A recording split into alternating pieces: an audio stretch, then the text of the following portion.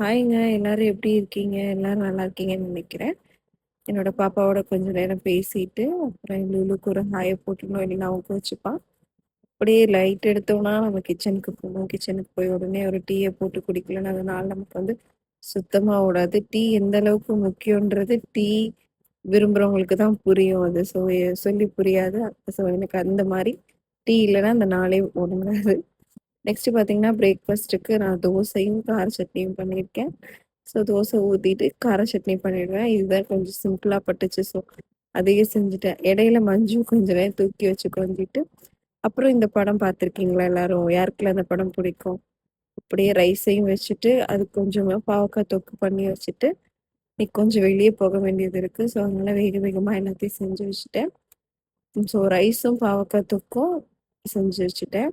இடையில இது மாரி இன்ஸ்டாமார்ட்ல ஒரு கேக் ஐஸ்கிரீம் ஆர்டர் போட்டேன். ரொம்பவே நல்லா இருந்துச்சு. ட்ரை பண்ணி பாருங்க. ஸோ பாவக்காய் தொக்கு அவ்வளோதாங்க. வீட்ல வெஜ்ஜு செஞ்சு வச்சுட்டு கிளம்பி வந்தா, இங்க நான்வெஜ் குடுத்து என்ன சர்ப்ரைஸ் பண்ணிட்டாங்க.